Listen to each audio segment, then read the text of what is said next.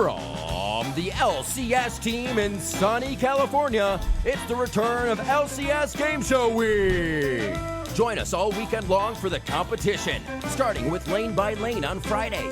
Countdown, the game show, returns on Saturday with new games, new rules, and all your favorite contestants. Then, stick around for Sunday, where LCS Bingo gives fans the opportunity to win fabulous prizes.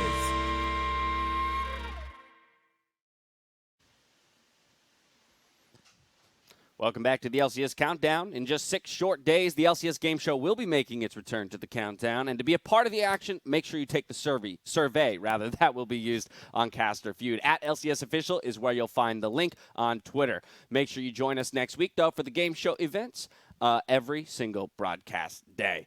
Now, in Game 2, we have a battle for first place, where C9 coach Reaper feels he understands his opponents just fine heading into the match. Not exactly, we are trying new stuff for this weekend because it is important to secure our first spot, and then we are already have 2 lost in our regular season, so we are trying to do like more important things than before, and then we are trying to win the games.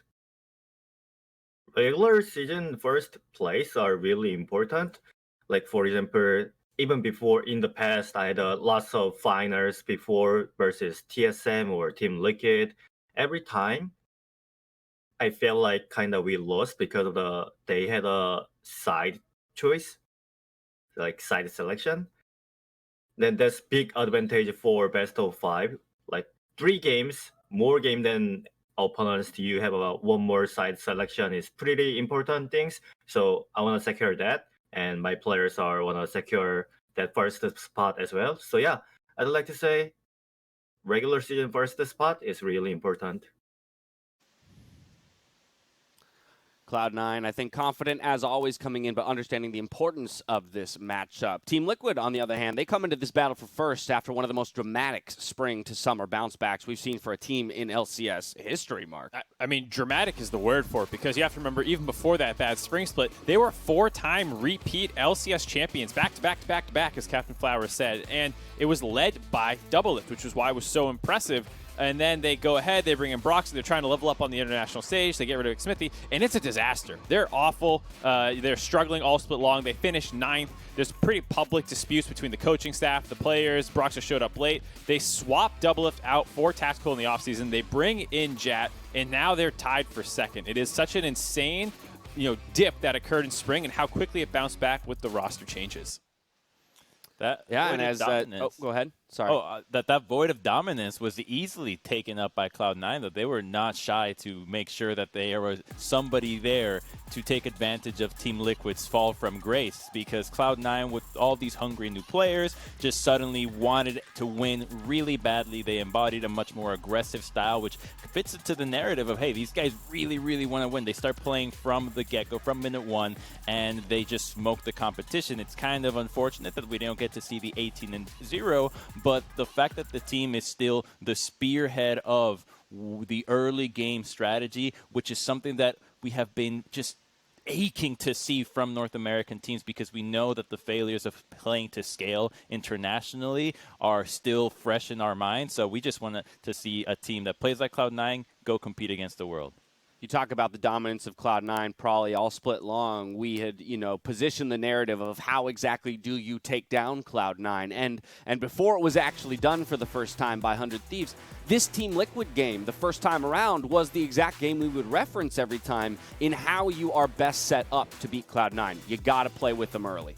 Yeah, and this was a big shock because on the analyst desk before this matchup had occurred, we were saying, Team Liquid's playing too slow, a lot of their wins are off of, enemy mistakes, so Cloud9 is just going to stomp them. But what ended up happening is our closest match ever against Cloud9 at the time, which was an 89% close ratio where there was no major deficit or major lead for either team. And Team Liquid actually was holding their own this entire game. Up until around 24 minutes, they had a gold lead against Cloud9, and Cloud9 were like, all right, they can maybe fumble the early game, but by 10 minutes, 15 minutes, Cloud9 just grows their lead exponentially. So to see Team Liquid, who we thought was just going to be a really slow team, probably roll over, fight back, and fight back successfully for so long, really showed like Cloud9 can bleed, and Team Liquid was the one who started this. Yeah, so many weeks later, now we are faced with the question of can they carry it across the finish line, right? They had gotten to that 24-minute mark in fine position. Unfortunately, it slipped through their fingers. I do want to get all three of your takes on C9 versus TL, the matchup, but let's go lane by lane. And in doing so, we actually threw out a survey to our viewers and fans at home on Twitter to get their vote on how they would rank each of the individual matchups in this game, including the coaches. As you can see there, landslide victory for Cloud9 in almost all categories. The only category going to Team Liquid would be Core JJ at support, and many people do agree that the mid lane matchup is close, if anything. Mark? I definitely think, for the most part, the fans have this pretty right. Some of the actual percentages might be a little bit larger in some categories than I think they should be, but I do think that overall this does still feel, despite how close the records are, a pretty C9 favored matchup. I think the voting for coaches is the one where I'm like, what info did the fans use to gauge this, and what does it mean? Emotions, Crumbs, what do you think? Yeah, man. Hey, a lot of it is by feeling, I have to imagine, right? And again, there is kind of that aura that Cloud9 has of just dominance and that belief that they'll get it done. This is, of course, how the three of you landed on each of the individual matchups. Those sliders represent, the weighting of the matchup for each lane. So if it is positioned to the left of that middle mark on each of the lines, and the casters or analysts rather believe that it will be weighted towards that player. We're going to dive into each of these individually, though, to really get into the minutia. Let's start with a jungle hit. Blabber, Broxa, the one that all three of you think is heavily in favor of Cloud9. It's partly because Blabber is so aggressive. He's the linchpin of Cloud9. So much of the team revolves around him making a play, and if the team's not there to back him up or he gets over-aggressive, he starts running it down. But he's the one making a lot of the plays happen, whereas for Team Liquid, Broxa plays a much more clean-up crew. He's not really being as involved as the team would like him to be, or at least what he says he'd like to be more involved in the action early. So that mismatch in assertiveness versus passiveness is, I think, what really skews the matchup in Blabber's favor. All right, well, since that one feels fairly decided, at least from your perspective, I'm going to push us along to some of the roles that feel a little bit more contentious. Let's go to the top lane here. Interesting top lane matchup because, Mark, you talked about those impressive stats for LCKR being so dominant in lane, but Impact, he's like the spitting image of a guy who has consistency and reliability. Right, I think it's this is one where I think the fans went a little bit too far in favor of LCKR. As much as I think he's an absolute beast, I do think Impact does hold his own quite well a lot of the time. He did come off a stinky Kennen game, but he bounces back really well, and I think the champ pool is where the biggest difference is between these two guys. Impact is pretty squarely in weak side play with the Ornn, the Shen, the Mordekaiser, even the Kennen that when they try to play around him, whereas LCKR can play some of those tanks, but he also plays a lot of scaling carry matchups like the KO, like the GP, and even was the first to break out that Wukong. That Kennen was definitely weak side. Yeah, get that off the graphic, please. All right, probably from top lane, we head to mid lane. Let's talk about these two.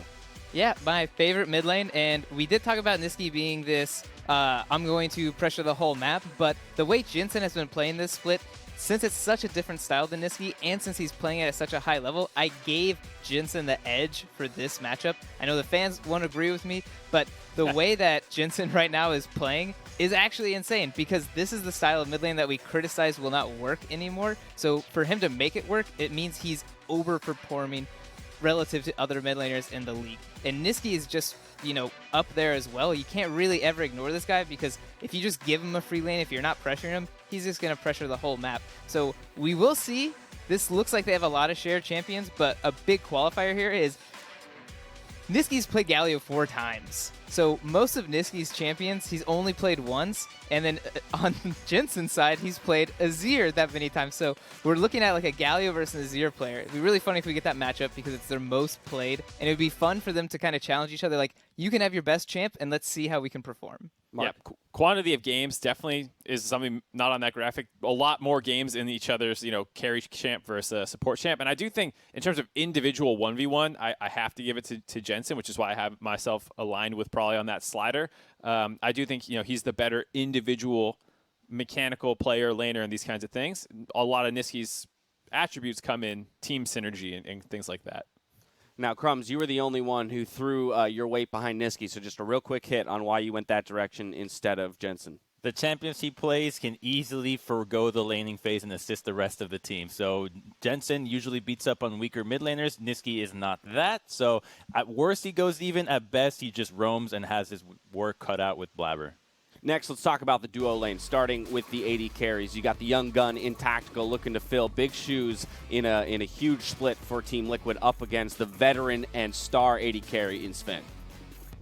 Tactical has been great. He has definitely overperformed a lot of people's expectations, myself included. The problem is he's going up against the best performing AD carry in the league right now in Sven, who doesn't get much jungle help, and especially in their last matchup, despite being way down in jungle proximity and resources, he was still up in gold, and that's kind of the overall story a lot of the time for C9's bot lane is they are so hard to punish, and they still are getting their own advantages. Sven is Mr. Consistent. Remember how long it took for him to die in Spring Split, and that's the same kind of playstyle he's carried throughout Summer. And the worst games have been the ones when they come out with a weaker laning phase with the Wukong and Descendant, but if you put them on the Kallistas like we saw them take against Immortals yesterday, they're going to have a strong matchup for creating pressure on the map, which combines well with Nisqy and Blabber, and suddenly you're being assaulted from all three lanes, and that is what they really count on, to be having a bottom lane that creates pressure.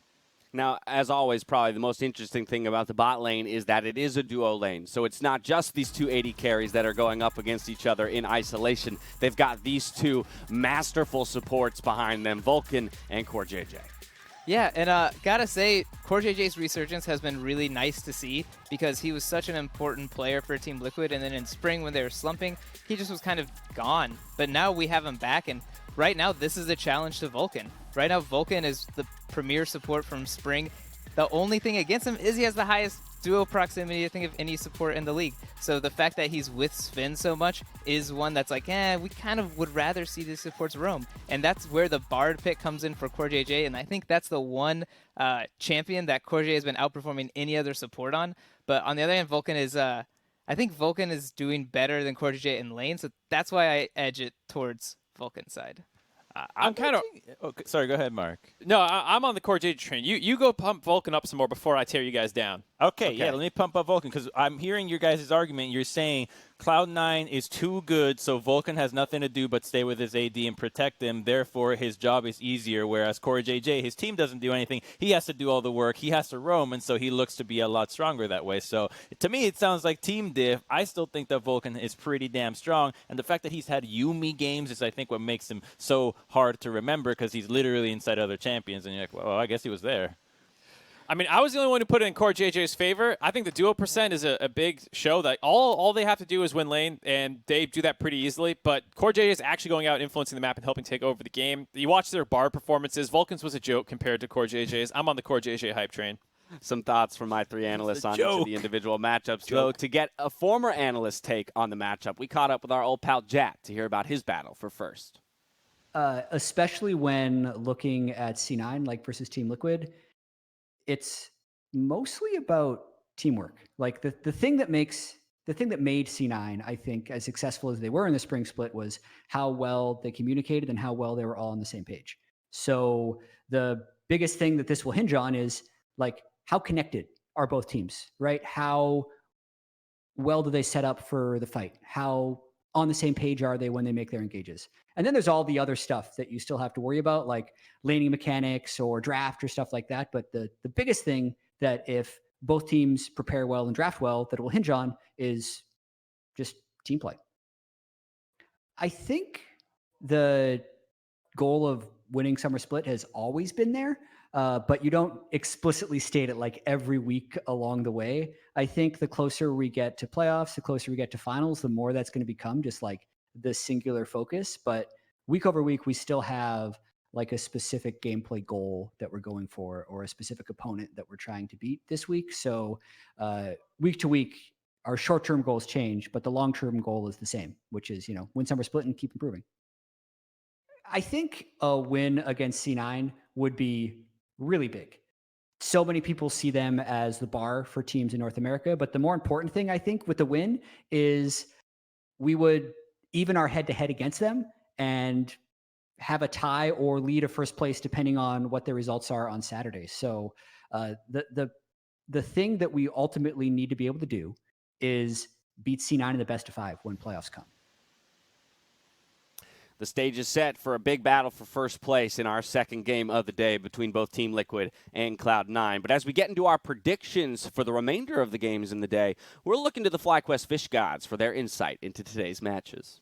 Off the mark and probably wrong are beating us. I think they're bad at video games. You bald mammal. Humans had the big brains but couldn't predict the FlyQuest 2-0. Solo had the top lane all wrapped up. Why is it so dark in here? Because we predicted evil geniuses. Did you see Mark's tweet? Fish are friends, not food. Mark, more like shark, considering how much fish he was gobbling down. How do we beat Mark? Predict the upset. Liquid, liquid, liquid. Water is better than air. What kind of dummy breathes air? Counter logic, counter logic. No. Too far. You have the predicting aptitude of an electric eel. Red light party for 100 thieves. Woo! Oh, they couldn't predict their way out of a coral reef.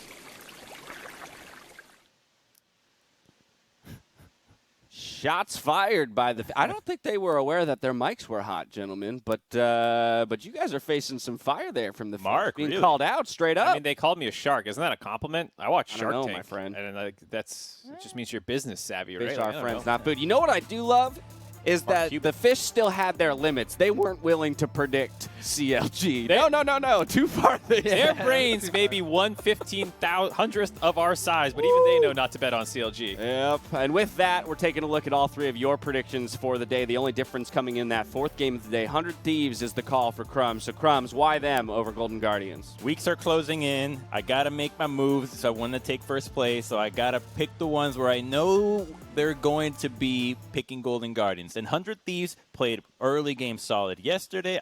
It's the reason why I went all in on them in the stock market. I think that this team has a good strength of schedule, and playing early game is going to work for them. Contracts is having a really good half split, the split he's come in, so I like what I'm seeing out of them.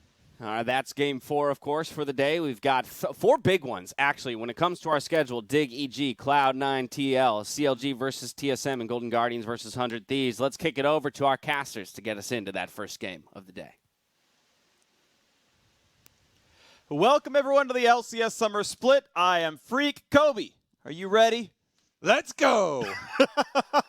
Of course, we have spent a lot of time talking about C9 versus Team Liquid, but the match in front of us here, first up is Dignitas versus Evil Geniuses. An exciting battle here. EG seems to have the resurgence with the Swole Bros back together. Huni back in the lineup. They are 2-1 with Goldenglue and Huni in. They've, of course, extended Goldenglue's contract. Huni was already on the Academy team. This is the lineup they are staying with.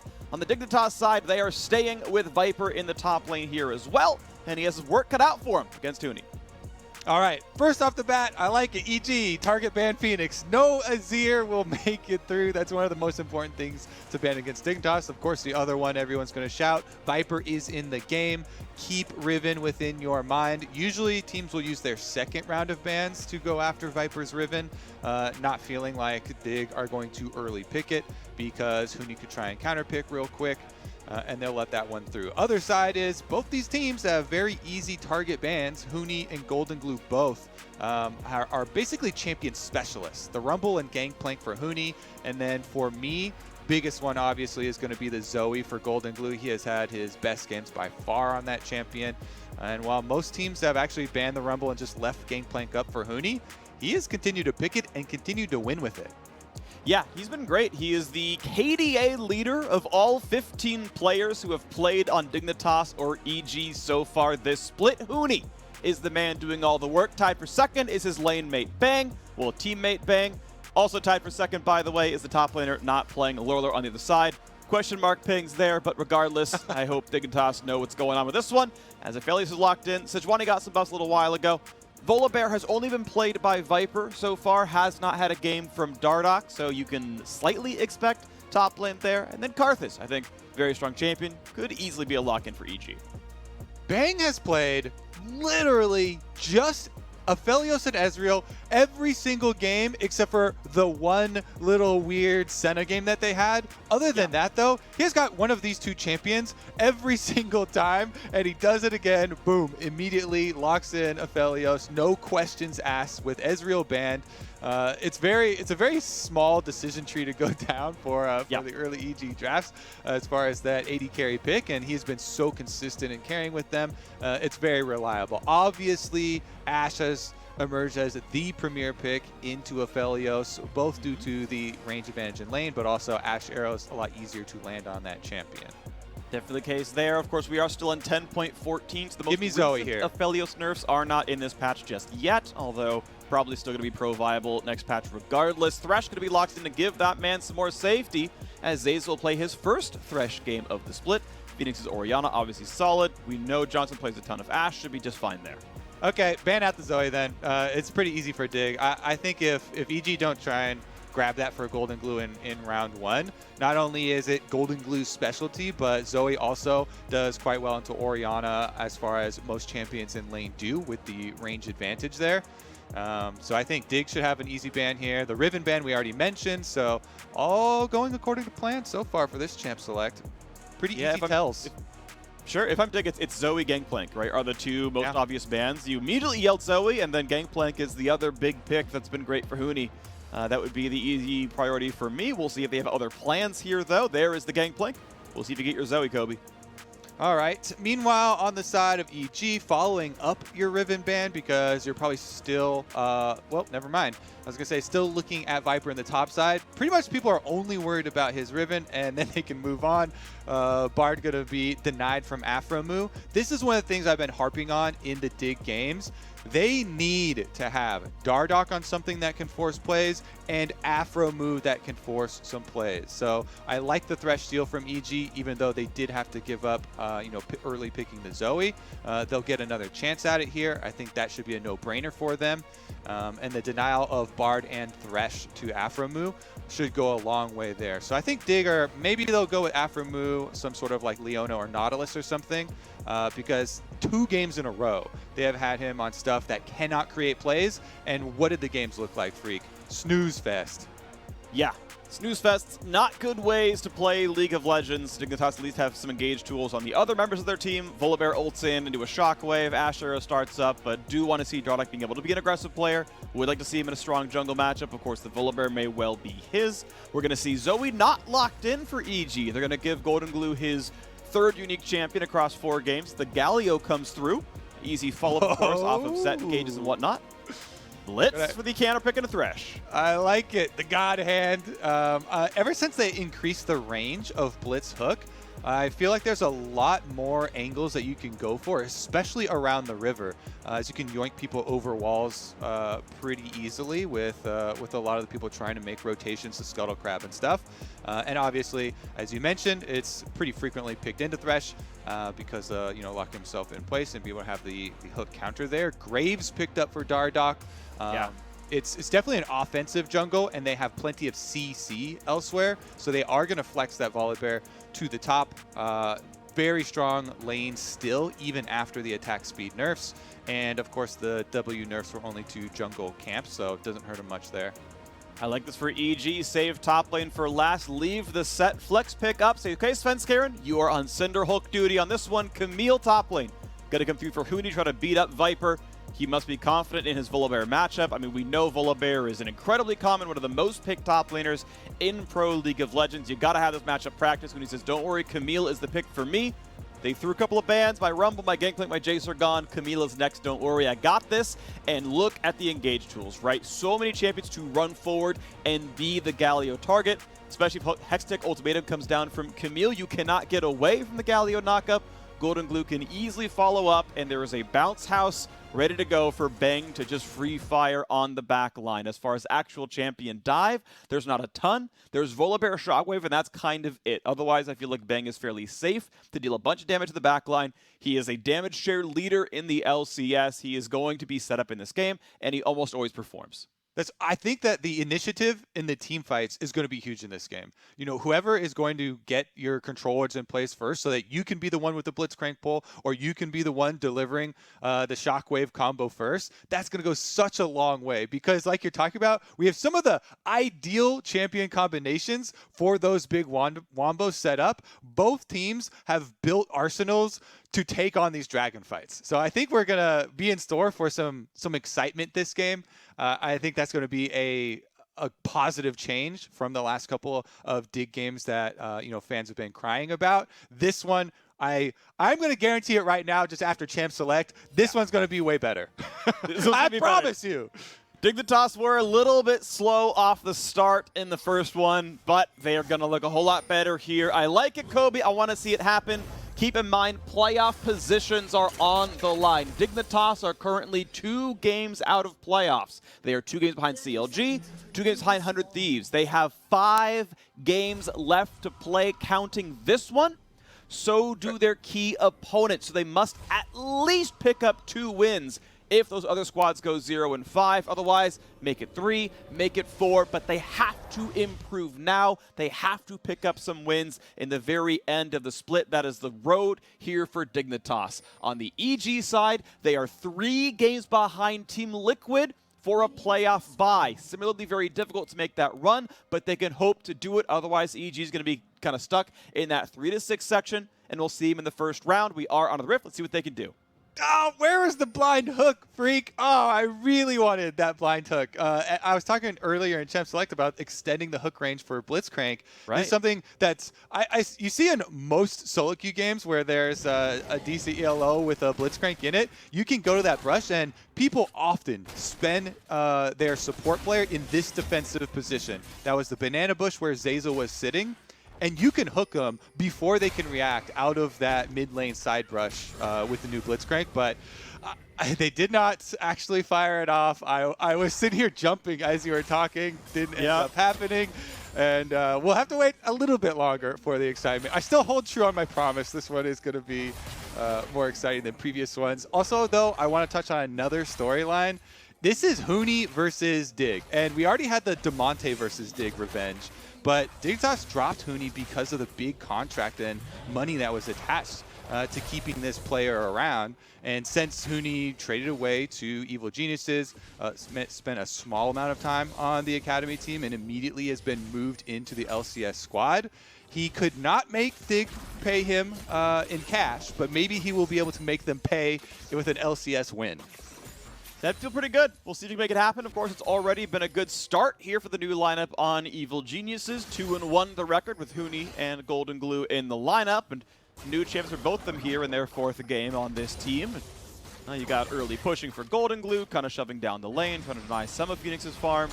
And there we go. It'll mostly reach the turret, or Phoenix can just tank some auto attacks and keep the lane in a bad spot. Which means, hey, maybe if Graves can show up, I mean, Goldenglue is stuck on the wrong side of this lane. Svenskeren makes his presence known, though, as Goldenglue will try to keep spamming down the wave and shouldn't be in too bad of a spot. Yeah, I like the move from Svenskeren to get vision first before retreating down to the bottom Scuttle Crab, because it's pretty hard to contest Graves on those if he tries to meet up and you start to use any abilities on the Scuttle Crab first, then you have nothing left to try and get that fight. Since Goldenglue's pushing him in, whoop, double hook.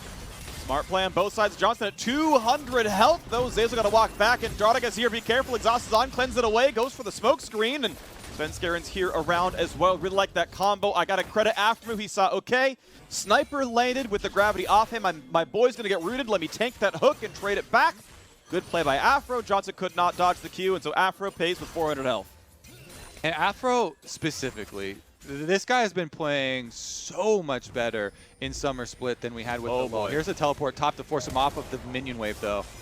Early flash out of Viper because Goldenglue is here. That wave is getting denied, and that is a whole couple hundred gold and XP that Viper will not get. It will also be a couple dozen that Goldenglue won't get. You say worth in all chat. 7. 8 minions now. All 8 minions there denied by the Goldenglue teleport, and he loses 1 melee for his efforts. Maybe 2? Yeah, probably 1 before we saw off screen, but definitely a decent teleport, even though they don't get the kill. Viper's flash is down. His teleport was also expended trying to get back there, and of course, as we mentioned, decent amount of that experience denied. Now, there is a Camille one trick on European West where Drutut, he's got really good informative matchup videos for every matchup for Camille. He comes out with one every day. And even though I don't play top lane, I've been watching them. He's just so good at explaining the little intricacies in every Camille matchup. I haven't tuned into the Volibear one, but I recommend that you definitely go check it out. This time around, Huni's gone for grass. Drutu almost always recommends going Conqueror or press the attack. Conqueror scales so well for Camille. Well, obviously in melee matchup, grass gets so much value, right? This just makes your lane way easier. And you can see him, you stack up the grass on the minions, you can go for your W, land the slow plus the heal, and even with the control, you can get your grasp auto attack off too. Well, you got some damage onto the bottom side as Dardoch is clearing Krugs, making sure the bot lane's not getting dove anytime soon. But Kobe, I feel like I got baited a little bit. I'm not trying to sell you out because obviously you're not a top leader and have to watch and be like, man, there's all these matchup videos and this guy has one for every matchup, and I didn't watch the Volibear one. I've watched four of them. Okay. Oh, wait for this. This is some decent damage. Fenix is going to burn the cleanse away. Svenskeren's going to be here, pulls him right back in. When's the jump going to come? Not just yet. Svenskeren gets a lot of damage in. Cannot quite land the true damage part of the punch as Fenix walks away with 200 health left. But an easy fight in the mid lane, puts a health bar lead onto EG. Yeah, I watched four of them just because, I was curious, and I always like getting the, high-rated challenger insights. But the Volibear one, I don't know if it was there or if it was super far down. Okay. But they all have their little even, ways to trade on it and stuff like that.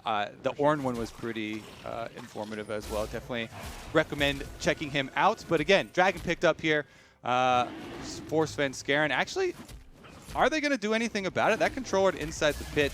No, they finished their recall, so it is going to be EG Dragon, no problem.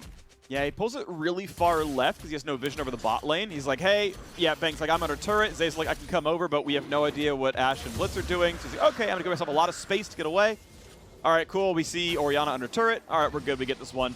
Nicely played right there. That can be difficult sometimes, right? When you're like, okay, we don't have bot control right now. This could be tough. And nah, they had to grab their items. He's going to be just fine with that one. So EG, small gold deficit off the fact that mid lane is winning in farm. Good job, Fenix, there for this one. But otherwise, you got to say Drake control's going to feel good. Dardoch keeping up just fine against Svenskeren. Actually, first level 6. Grabs his smite, takes down all of that. He's going to feel really good about the chickens being his. And with Viper on the move, might get a red buff steal as well. He's definitely going to get it. I mean, Fenix has control over mid too. Push Goldenglue under the tower, so good push here. Again, another instance of laners determining counter jungling. Goldenglue trying to collapse though. Huni can make this one happen. Finds the stun, finds the ult, deliver over the top, hook right back in. When does the combo come in? 3-man top means first blood for Goldenglue. And now Dardoch forced to run away, but he's got to be careful. Has flash, but no ult. Is there going to be a re-engage? Flashes when he thought a hook might come down, or a flay at least. And he's going to get himself right back over the wall. But Huni still wants in, finds the first stun. Is there more? The flash for the taunt, and the hook to make it sure. Svenskeren steals the kill. That felt a little aggressive, but say, this is EG getting 2 quick kills. Yeah, I mean, he's getting payback for them stealing away his jungle freak. He needed that to get to level 6. Very obviously. Definitely fair. Bang gets hooked in. He's going to have toast. He chooses to not burn the flash as Afro could have flash followed. And he's going to go ahead and drop down for that one, keeping most of his summoners alive. Another trade now on the top-hand side as Huni and Viper are going back and forth. Zeyzal wants the hook. Surprise! Support's here! And a Galio over the top. Goldenglue gets the second kill. Oh my goodness, when it rains, it pours, freak. Everybody getting chased down for the extra kills. EG cleaning up off of that invade from Dignitas, and they're also going to be able to get the Rift Herald. This should be a whole tower taken. Ideal scenario to drop a Rift Herald. You just take off the first 2 plates during the channel time, you auto attack down the 3rd plate, and then Shelly very cleanly finishes off the last 2, which have the most armor and magic resistance. Chef's kiss right there. 100% the tower. First turret bonus. So Kobe, did you know the minimum damage a Rift Herald charge can do is exactly 2,000? The max it can do is 2,750. So, and what's nice is turret plates are in very clean 1,000 hit point chunks. So it's very obvious that yes, you will get exactly 2 plates off of a very early game Rift Herald, and you will never get 3 off of 1. So it's somewhere between those 2. So do the math, deal the damage, and it deals true damage, which means it ignores all the bonus armor MR that turret plates get as they fall. So yes, that is perfect play. Chop them down and get it down to 2K for the charge, and there you go. Easily done. And man, top lane Top lane's a 1v4 for Viper, all right? Goldenglue showed up twice, Svenskeren showed up, Huni showed up, the Rift Herald showed up, Viper's gotten no help. Feels bad, but this is what he's got. Well, he's going to be such a detriment now in this game because Huni, with rushing the Tiamat first, for Camille, you get insane push on the wave, and you get to play to her strengths, roaming around the rest of the map, looking for these hook shot picks for the rest of the team into Galio ultimates. When you have Galio Camille, it just turns Camille from this possible split push, side laning, guy that really wants to get the Trinity Force power spike into kind of God mode. You cannot contest anywhere you see Camille walking, knowing that Galio will be able to back up the ultimate. And there's just such good synergy between those two. Anybody caught out away from towers, transitioning between lanes is going to be very fearful of getting locked up with that. And if you just look at the composition here for EG, that provides a pretty easy route now for Bang to just continue farming up on that bottom side. Even though he died earlier in the 2v1 with the good hook from aphromoo over the wall, he didn't lose out on CS because he's already pushing in, and they just got the wave ping pong back. Meanwhile, Huni doing his best to dodge vision. Every time there's a ward, he's like, okay, I will sit in the back. I will make them not see me. Here we go. Is there a fight to be had? Yes, there is. Let me get on over there. You've got the double stun. Here comes the hook shot. Here comes the fight. Right into the dunk, and Dardoch will find a single kill, but it should be traded back. Huni's there. Stun's going to land into him, but now Goldenglue is here. Looks for the shockwave, which is big. Viper has shown up as well, and Huni's on the run. Can he get away? Just barely built some space as Bang shows up for one kill as well. Huni should not live. The turret shot will be enough. Fenix gets kill credit on that one. End of the day, that fight is 2 for 2. The TP matches Huni's roam. Yeah, I thought he was going to turn around with the hook shot. You use it backwards into the other three members of EG, try and at least set up a stun on somebody for those three members to maybe get some damage back. There's pretty much no way to get through those double towers without taking one tower shot, because the ranges do kind of overlap there in the middle. Bang still will be able to get some turret play money for himself. Just tags it real quick and allows the minions to finish it off before transitioning into Dragon number 2 for Svenskeren and Zeyzal. I don't know if aphromoo and Dardoch can get there. Looks like it's going to get burned down just in time. Fen could be hooked. He's on the wrong side, has to flash away. He will live for this one, but that was maybe a little bit much. Regardless, he's blind. The smite's going to come through for the scuttle. Dardoch picks that one up. Svenskeren has to burn his flash, but hey, at the end of the day, still 2 Drakes to 0. We promised action, Freak. We promised more excitement in this game, and they delivered. Definitely a very valuable invade here. Let's take another look at it. So the big difference is that they don't have Galio ultimate ready. The cooldown is not there. Even though that we're talking about this combination, if they had the cooldown, it would be an overwhelming victory, but they do not. So aphromoo Dardoch, they get the first kill, burst him down. On the bottom side, you can see Bang and Zeyzal take Johnsun completely out of it. Zeyzal with a really nice hook in there, plus the exhaust goes down to land the slow and the extra kill. And here I'm like, that's why I thought Huni, maybe he turns around. He actually hook shots back towards Viper or towards aphromoo, but to set up a stun for another death sentence from Zeyzal, but he tried to sneak his way through the 2 turrets and does not live to tell about it. Doesn't quite get through, but still a valiant effort all the same. And look, the gold is still 2.2 thousand in the favor of Evil Geniuses. You expect them to win based on their record. You expected them to win based on the quality of their recent play. And they are so far in pretty decided control over this one as we crest 13.5 minutes in. Turret plates will fall soon. And yeah, we'll see the mid game be a solid EG favor here. So, Freak, I got an update for you because you were disappointed in me, and I do not like when Freak is disappointed in me. Okay. I went to Drutut's channel to look up his Volibear one. And like I was talking about, all the other ones I watched, super informative. There are these in-depth details. These are the runes. This is how you trade. This is what you level every single level. This is what you do if he goes for this purchase. His Volibear one just shows him dying to Volibear. It's a 20-second video, and then he bans it. So... Wait, coming from the challenger Camille one trick, he says just ban the matchup. so the challenger Camille one trick says just ban Volibear. The matchup is a hard int, and Huni's like, yo, they picked Volibear. Give me Camille. I love this. Yeah. Now I want to know how favored Huni thinks the matchup is.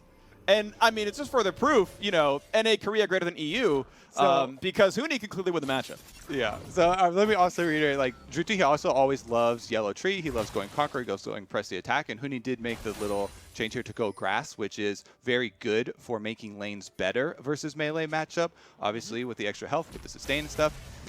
But there was a lot that went on there with Golden Guardians actually ganking for him, making the play happen with Goldenglue, even Zeyzal heading up there. So team effort. Yes, the lane was a 4v1, as we mentioned earlier, and Rift Herald's coming around for maybe the second round of this one. Very early Herald control, by the way. Svenskeren's getting these pretty much on the timer they drop down. He's getting a lot of that. I will say Dardoch is getting more farm. Obviously, a Herald or a Drake takes longer than something like chickens, so sometimes that is the price you will pay, as you'll be down an extra camp every time you take one of these objectives. Again, still worth it. Svenskeren is getting a lot for his team, but Dardoch is farming well, and he's currently got a 2-level lead in the jungle. Yeah, Graves definitely has an easy time with that, even when the team is behind.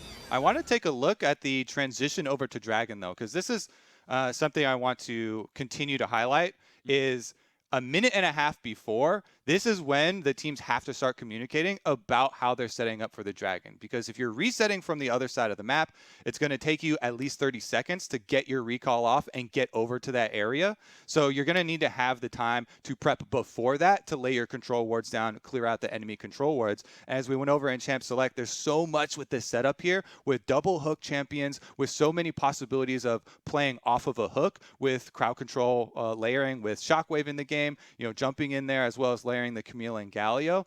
That setup goes a long way. Preparation is gonna give you like 80% of this team fight. Yeah, that's going to be the really important part. And if you don't have the wards already, you need a frontliner to dive in there and say, okay, well, I'm just going to combat ward. I'm going to walk in, and at least I'll get some vision. We'll know what's going on. If I walk by controller to kill that one, if they engage on me, at least I'm there. I know, right? And you hope you don't lose all your DKP for pulling the too many ads at one time. But regardless, yes, that's going to be the hope. And so that'll be fun to watch for. Obviously, we do have a pause in the game. We'll get it back in when we can. I will tell you more when I hear more, but otherwise, it's us talking about League of Legends. EG have themselves a team fight comp. They've got really good engage tools. They've got the center hook done on Sett. They've got Aftershock Thresh. Even Huni on Camille can do it if he has to, although without a stopwatch, he's pretty killable. But yeah, I mean, EG have mostly map control. They've got the gold lead, and you assume they'll get Drake 3 as well.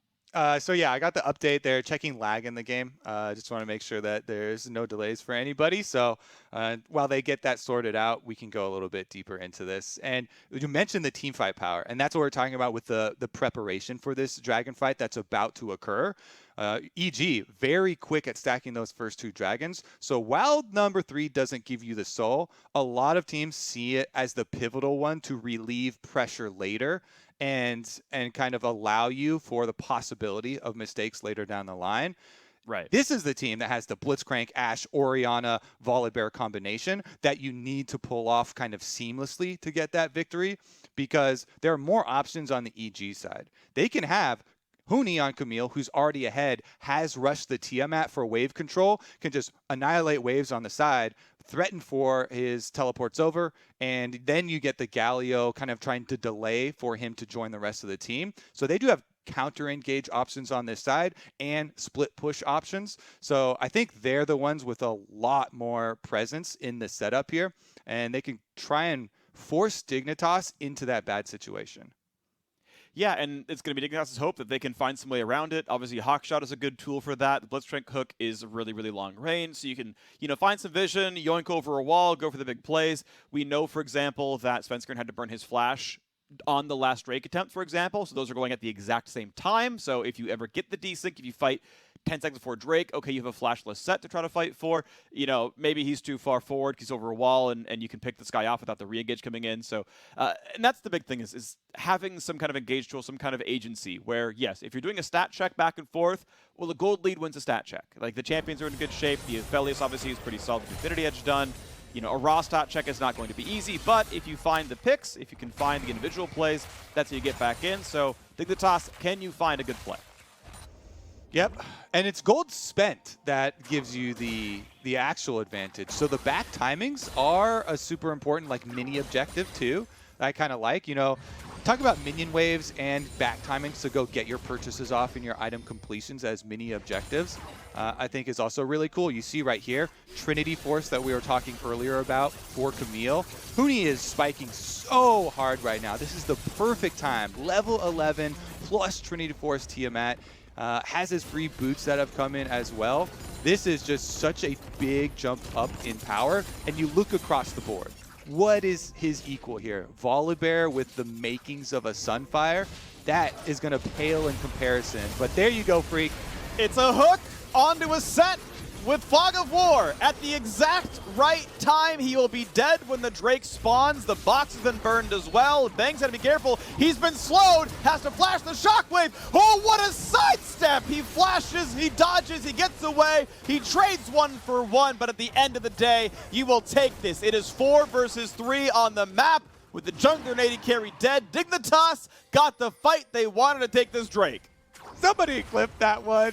Oh my goodness. aphromoo gets it out of the bush, and they're going to get the play that they need to deny third dragon. As they said during the pause, though, EG holding more options. Since they still have the split push option, they keep Huni there. He's teleporting behind enemy lines right now. He's going to look for Johnsun. He took the tower, and now he's going to look to take the AD carry life. You are flashless. That is a Camille. You have been slowed. This is going to be a solo kill, and you are dead. Not a lot you can do when your summoners are gone and TP is burned. So how about a re-engage? How about Svenskeren wants some revenge as the hook comes in and nearly lands onto his prey. But at least it means the bottom jungle, for now, belongs to EG. And since they already have Rift Herald #2 in the hands of Svenskeren, they can just destroy this entire tower here. Huni, if you get off 2 autos here with the Trinity Force of Camille, it gets it within kill range for Shelly. She's not going to be dropped though, so I guess they don't care about pushing with it right now. You always are going to have even better split push options as the game goes on. Camille scales really, really well. Even though Huni just hit his biggest power spike, he's going to retain that advantage against literally anyone in the 1v1 on the side lane. As mid lane is pushed down, a single auto attack will kill it. Goldenglue, make sure you're in range. He's in range, gets the local gold, 300 onto him. He's going to feel comfortable there. I do want to give some credit real quick to Goldenglue going for a flat pen build. No one has any MR. Let's watch that fight again, though. As you said, yoink! Gets him right into the brush. aphromoo finds the pick. Then he exhausts. Bang does cleanse it off, and they kite around for the Thresh ultimate to dissipate. Fenix coming down, then gets Bang's flash. This is the sidestep you're talking about. He was also slowed by the Bork active there, and he still gets it off, and then turns around for the return kill. So as doomed as an Aphelios is in that situation, Bang played it really well just to get that counter kill and get more cooldowns out of the opponents. Still was definitely a big play for Dig, and of course they denied a critical third Drake. EG still pushing ahead though, and now with all these extra side lane turrets going down, they have so much room to get their deep vision in, steal away the enemy blue. Goldenglue so happy right now. You know, with the Galio ultimate available, he can just traverse through the fog of war, hovering between these lanes, and adding that much more threat to Huni's engage. Just in time. Herald Small charges victory. Stopped. Good job by Viper. Bang slightly overstaying in the bottom lane did help get him killed. Nice hook by Afro, but it's not going to be quite where Svenskeren was, and not going to be a kill. Goes for the smite and says, nah, there's not really a fight just yet. Galio's out of range. Can't find the poke. And that's the important part as Johnsun grabs the red and heads down towards the bottom side. Arrow can be used when needed as the push keeps going in. Svenskeren gonna look for a dunk, maybe. Gonna pull in, there's the ulti. Gonna find the slow onto Dardoch. Still no Galio over the top. Flashes didn't need to, we didn't know that at the time. Flash dodge the hook. Now Viper is here. A big stun on the front line. Gonna hit Svenskeren. Galio over the top. Not going to be any CC, though. Fenix grabs that kill on a Svenskeren. Re-engages are going to be enough. Flash forward for Goldenglue. Taunts, only one. Has to burn the Zonias. Now the re-engage towards Johnsun. Can't kill him either. A shutdown. Traded back, though. Huni back in. Finds a second kill, and it's suddenly a 3-on-3 again. But Huni's running out of health, and another kill is picked up there. A 3-kill for Dignitas. They're winning these team fights down in gold. Freak, you ever, recommended a movie or TV show to your friends, and then they watch it and they're just like, what? That's not what you talked up. The Galio ult used defensively on the full tank jungle Sett, who still has a Haymaker shield for himself. instead of on Camille, who jumps into the back of the team, locks people in for the big AoE. Turns out to be kind of a splat here for EG, as they had some good options to go with, but are unable to make the combination work. Here's another look at it. Svenskeren gets a good dunk, get him placed there with aphromoo and Dardoch. They dodge away the spear. They're trying to kite out for the Volibear teleport that comes in. And then arrow goes on him. Okay, so he did use the Haymaker already, and he goes down anyways with the Galio coming in, but then they're forced to fight front to back here instead of having a really good knock up onto the back line. And Dignitas make another pull. Then Huni trying to chase here does get chunked down by Fenix to finish that one off. And Dignitas, in a losing kind of chase right there, are able to come out with the extra kills for themselves. So nicely played by them to kite it out. Yeah, pretty solid damage profile across the board. Dardoch obviously a pretty meaningful contribution there himself on a Graves that, as we've been mentioning, farming pretty well, keeping up, doing just fine. Level 13, still a 3-level lead over Svenskeren. Sure, different champions have different roles. Graves is supposed to be more of a selfish champ, don't get me wrong, but his mid-game impact almost assuredly going to be a lot bigger now, as there's plenty of frontline. He can just play DPS and it's going to work pretty well. Ward gets dropped, good jukes by EG. And now we'll see as we get into Dragon number 4. This could have been Cloud Soul if EG had fought that Dragon fight more cleanly. But now we see Dignitas trying to walk in and make this one happen. Ward control for EG not going to matter, as Huni is down to 1100 health and has to take the recall. Will have 700 teleport. Svenskeren Hex flashes over, can't find a fight. Huni goes back down to the side. EG want to fight for it now. Yeah, Huni's looking for that flank, because again, they really want the clean Camille into Galio on Fenix or Johnsun in the backside. He's going all the way around this here. could be the fight. Can't find that stun, though. He's got to be careful. Shockwave might kill him. Where's the Galio? Nowhere to be seen. He was going to die, and oh, that is a smite steal. That is blue team taking Drake number 2. Well done to Dardoch, as Dignitas may have turned the corner. EG have not found their way into a fight in a long time. Dignitas will get their first turret of the game. Everything's coming up, Dignitas here, Freak.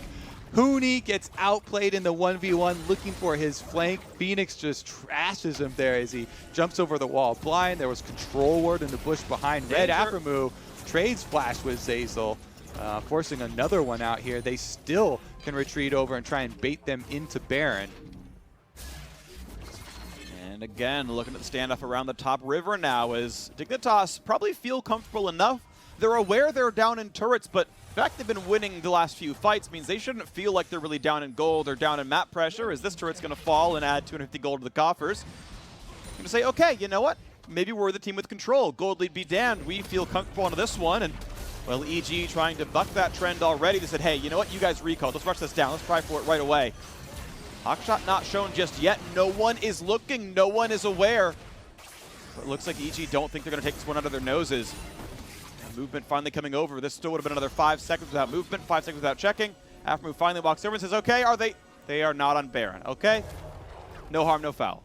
Yeah, it's just so risky. When you are facing the team that has a good Orianna delivery system for Shockwave, bunching up into Baron Pit is one of the scariest things in the whole game. You can just get your whole team annihilated in one Volibear ultimate Shockwave combo. So they pull off. They would set that up if they had maybe extra 30 seconds for Huni to actually push on the bottom side, and you get your split push going. Then you make Dig actually make the decision between answering the split push, trying to deal with this Camille in the side lane, versus overextending towards Baron. But they didn't have the pieces in place. Fight onto Viper. Galio over the top. He's going to ult to get rid of the knockup. A lot of damage comes in. The hook going to pull him out. Is there enough of a fight here? Because the arrow's coming in. It stuns the mid laner. Viper gets into the shield. And Huni's going to drop. So will the mid laner. Yet again, Dignitas winning a fight. In for Svenskeren. Yes, he's going to drop a triple kill in for Dardoch. Dignitas will not be stopped. Calling a comeback, Freak. Dignitas slamming EG now. Viper able to outplay with the extra shield. Heals off of the W and the Triumph to be able to survive after that collapse onto him. He's the one that's a recipient of the Camille Galio combo. Fights his way out of it. Now Dig, 5v4. We're into another pause. This one is going to be for the same reason. So they're still checking on that lag. And we can have a moment for our hearts to stop beating. Yeah, I mean, not stop eating. Just calm down a little. Slow yeah, down that's let's not have that one, Kobe. It's okay. I've mixed my words plenty today as well. I can't blame you for the same. This has been interesting. I want your thoughts on this one because as this game's been progressing, I am curious if EG have been approaching this game correctly. All of their lead has been in the top lane, right? First Herald went there. A lot of the early ganks went there. As far as Goldenglue was concerned, this was top difference. They stopped split pushing. They stopped playing 4-1, like, let's chip down your turrets. They kept looking for flanks, looking for kills, which I understand with Aphelios Galio, but it has failed time after time. Exactly. That's the key. If you make these consecutive mistakes, there were multiple team fights, 2 in a row, where they were unable to make the combo effective. Hexaf Ultimatum into Galio Ultimate is usually pretty easy to pull off, but the first one, they miss it, and then the second one, Huni looking for the flank, half health goes over blind and immediately just gets killed off by Fenix. Those are 2 very big turning points for Dig. You had been mentioning the whole game about how they're still farming up. Dardoch is farming up a storm here on Graves. He's turning into one of those 1v9 Graves that you have nightmares about, where he has the Black Cleaver plus Death's Dance for the max cooldown reduction, as well as armor shred and lifesteal combination that makes you basically a bruiser, surviving even in these close range fights, dealing a decent amount of damage for the team. And I think Fenix as well, with the Orianna, has been a standout player for them. And that's a guy that he got a lot of criticism for when he first joined and had the TF game. Big miss, but his Azir games are great, and this game for Orianna has also been extremely good. So the shifts here for Dignitas looking a lot better. Yeah, and good to see Dig turning it back over. Right? They had that 3-win run just a couple weeks back, and then suddenly lose to Golden Guardians, lose to TSM. Are they back to being a pumpkin, or are they going to be a fancy carousel once again? And now making this comeback happen against Evil Geniuses, a team tied for, 4th right now? Like, that is a good look. That is a solid team. This is a high-quality win and one that you need, again, very desperately. To recap what we said very early on, Dignitas are 2 games out of playoffs. They don't have control of their own fate because if CLG and 100 Thieves just kind of keep them at arm's reach, Dignitas can't make it back up. They have to at least go +2. This is the first one they need to do it. They look like they have turned the corner. They've got obviously a front line. The ease of execution clearly is there with Volibear just ulting in, stacking a bunch of armor. He's going to feel really good. It's not like Galio's a high DPS mage. He doesn't want to have to focus his Volibear. He's got Sunfire Cape. He's going towards Thornmail. He's ready to go. Exactly. When we look at the Galio success cases where we're like, oh my God, this champion is just so OP, it's things like Cloud9 and 100 Thieves that consistently keep using it as those combinations with their aggressive jungler, basically on cooldown, looking for those plays, forcing them where you get to have the jump in, get to have that knock up, and then you get the objectives. But with Dignitas putting a stop to this plan for EG, the game gets so much more exciting, Freak. And this time around, we're going to be looking for more vision control. Blitzcrank and Ashe are 2 champions in the game that benefit so much more than a lot of the other champions with vision control because their pick is very, very long range and very, very detrimental to their opponents. You can continue to find these areas leading up to the objectives where aphromoo finds a pick, boom, they get to start getting their own dragons. Next, we're going to turn our eyes towards the Baron, and this is feeling like it's going to be the game-breaking pivot point. Yeah, it feels like it. Dignitas have tied up the Dragon score. They've got turrets ready to kill across the map. They've only taken two outers, so there's another lane to knock down easily. I'm expecting 3,000 to 4,000 gold off a Baron power play if they secure the objective. Obviously, with the recent kills, that's going to feel pretty comfortable, but there's, of course, a fight to be had once we do unpause. And that's where it's going to turn. It's like, hey, okay, EG, have you figured out what you need to do? Because you don't have a tanky front line. Your Sett is 3 levels behind the Graves. He's at, Cinderhulk plus Deadman's Plate. Like, a 2-item tank without Aftershock is not that tanky, all things considered, realistically, right? A Thresh, not all that tanky. You can burn those champions down. So who's going to face check? Who's going to allow you map control? Who's going to let you take a real team fight? Because, look, Bang's going to get damaged, but if the front line evaporates, there's no time to hit things down, and that's going to make things really difficult. Right. They're going to have to excel in split push right now. EG, a lot of their advantages have been whittled away in the last 5 minutes of this game. So they need to put more effort into Huni actually performing in these side lane pressure points. They just tried and pick off Volibear, one of the tankier members. And it was very close, but Viper did get the outplay and delay enough time for the team to get there. We are back into live, and we are back into that Baron we've been hyping up. And over 10 seconds for the respawns. They do have teleport available. And of course, Svenskeren cannot show up. Bang and Zeyzal have to 2v5 this one. First TP comes in, 3k health left. Can they try at all, or is it going to be all for naught? Goes in, looks for the play, not going to find the steal. Team fight. Hook's not quite going to land into Bang, but they are stuck in the pit. There's the flash forward, look for the kill into Johnsun. One more hit would do him, and they can't find it. Shockwave locks down Huni. Afro will die, but can Bang 1v9? No, he cannot. His 200-year reign is cut short. Long die the king. As now Dignitas going to run forward. Will not find this one to Goldenglue, but the arrow may just get it. Will not quite as they walk away. Baron is secured. 2 more kills picked up, with only the death being aphromoo. Dignitas are in complete control. Baron acquired, and now they get to go on the offensive. Dig played great defense for the last 10 minutes, objective after objective, and now they are peaking. Blue buff steal away on top of it. They can easily get the reset here. Johnsun goes back for the extra Infinity Edge components, adding extra attack damage to him for the rest of the push. And let's take a look at the setup for it. They're just burning this one down. Bork on Ashe, helping shred right through it. Dardoch here, very fed on the Graves, and they just burn it down before EG forced the fight. And then Zeyzal's the one that's in there. That's not like an attempt at a smite steal or anything. Svenskeren was the one that's dead for EG, so Dardoch's easily able to land the smite, and they still go for the fight afterwards. It may be if they had Svenskeren there and had some more peel or frontline or something for Bang, they might be able to pull out the Aphelios YouTube highlight, but not this case. Dig get the Baron. They get the 4v5 win in the team fight, and now they can try and push. Dragon number 3 for them. All clouds will be coming up. Well, Bang at least has gotten the 3rd item. Phantom Dancer is in. I want to point out that when you crit with the flamethrower, it increases the AoE of the flames as well as more little droplets come out. So it's not just single target DPS, it's increased AoE as well. As the crit goes 75%, we'll see as Bang knocks down the wave. Look how easy that is. Not a problem at all to knock these waves down, as Dignitas are not really contesting them. Huni split Baron push. buff on 4, they go to bot lane. Yep, and you see on the minimap, Huni split push. That's what we wanted. They have to commit to what their team is built for. Meanwhile, Dig, though, they've got Baron, so they can just force their way into the base here. Tower won't stand a chance. They've sent Volibear back, so they can't turn it off, but they can just blow it up. They land the hook. He's got cleanse, or the stun, I should say. He's got cleanse, so he's going to survive this one. The inhibitor will drop, and turrets were traded on both sides. Now, I want to point out, EG had already killed top tier 2, so Dignitas still got more turret kills, and obviously more inhibitor turret kills, or inhibitor kills themselves off of that trade of events. Drake number 5 on the map. Dignitas can own bottom river if they want it, and this should be a pretty easy pickup. I don't see EG really contesting the Baron buff timing out for too terribly long. Dignitas can have no problems knocking this one out.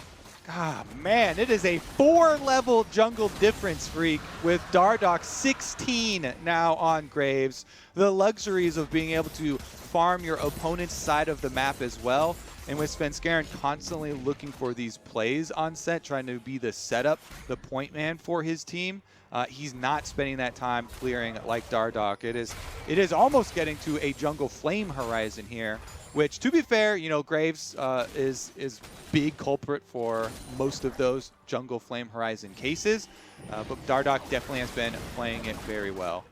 Yeah, one thing you point out is simply the amount of farm gained by each team over the last 15 minutes. The only one who's really keeping up is Bang, keeping 10 CS per minute, but otherwise, it's just kind of full court press. Dignitas are just finding more minions to kill, a lot of the time being that EG's champions are dead. Level lead back in for Viper in the top side.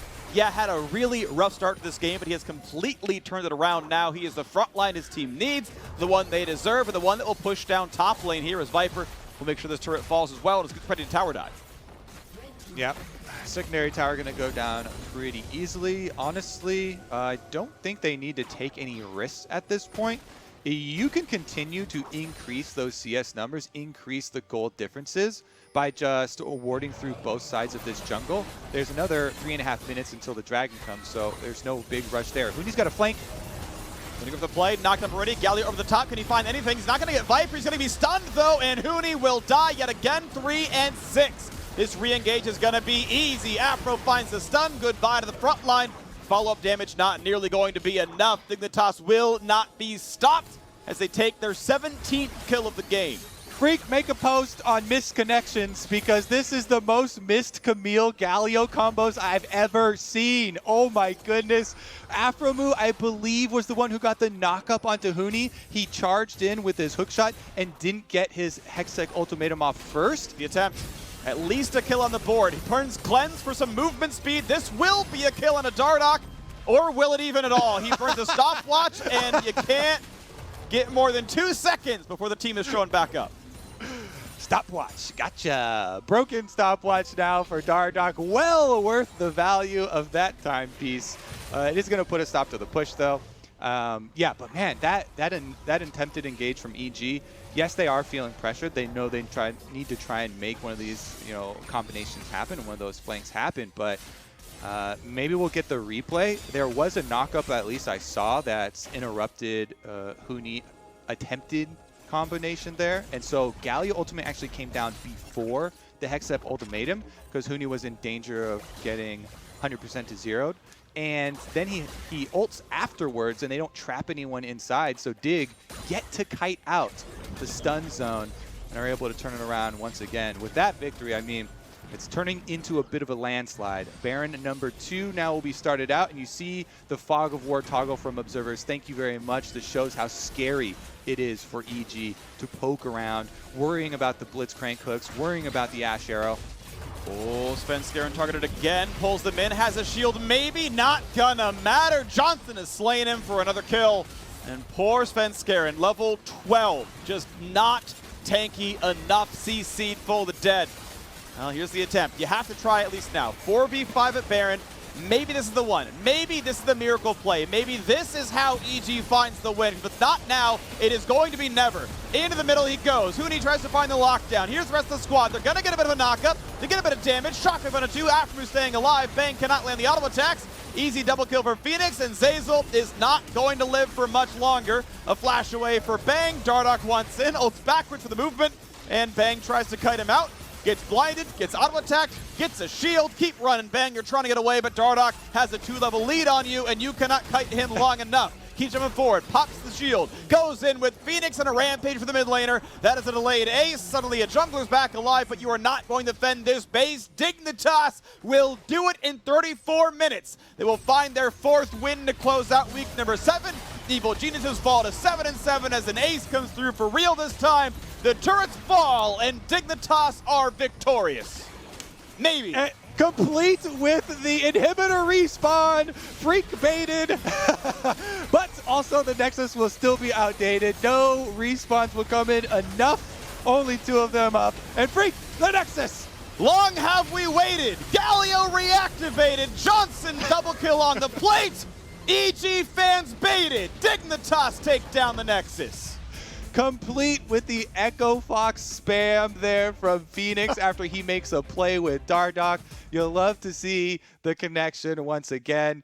Those players working really well together once again, I have to say. Constantly chasing down in that last fight with the shields and speed as well.